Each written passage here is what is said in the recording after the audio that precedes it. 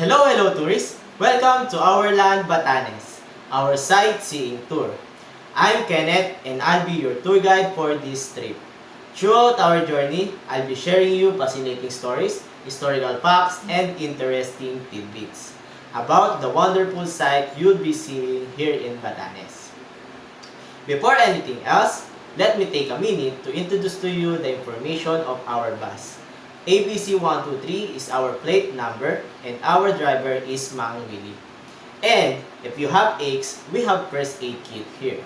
But let me discuss now to all of you our rules and regulation. First, be responsible on your trash and do not throw it anywhere. Second, be respectful and kind to Ivatan because as an Ivatan, we are nice and kind to the tourists. So sit back, relax, and let's begin our adventure. Enjoy your trip!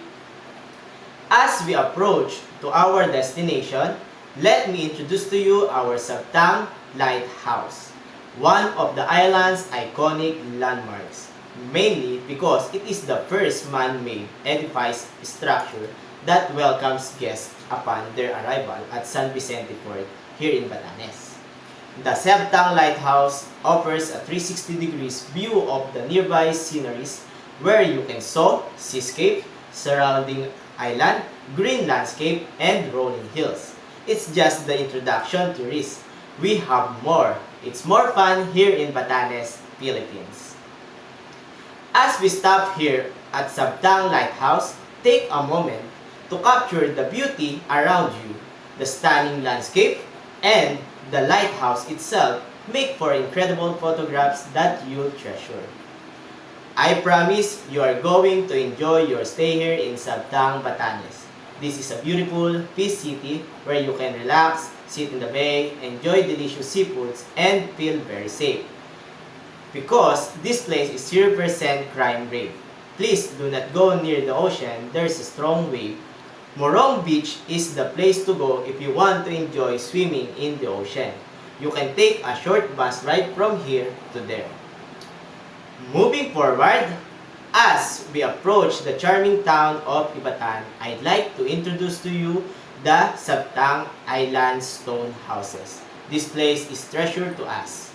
It is the oldest village in Batanes. It has stood the test of time and weathered the challenges of the regions, embodying the resilience of the people and our culture.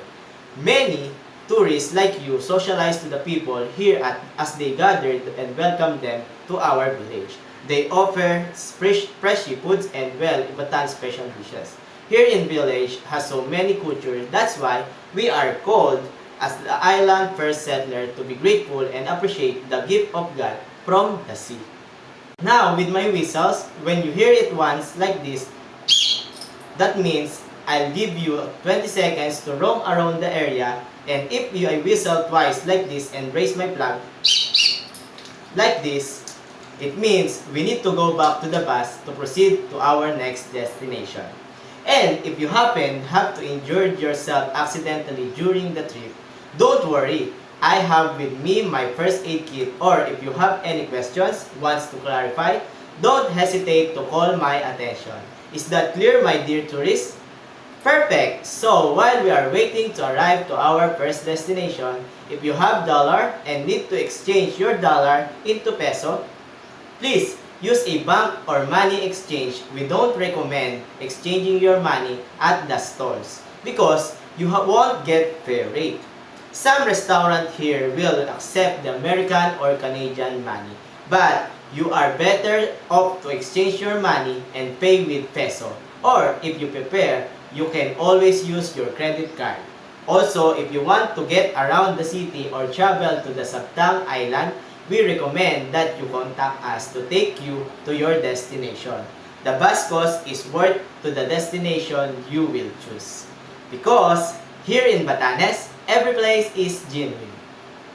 As we spend time here, remember that our appreciation helps in preserving these unique gems by understanding the Sabtang Island Stonehouse role in Ibatan's culture and history. We contribute the continuation of its legacy. Right now, we're going to be pulling up on the hotel.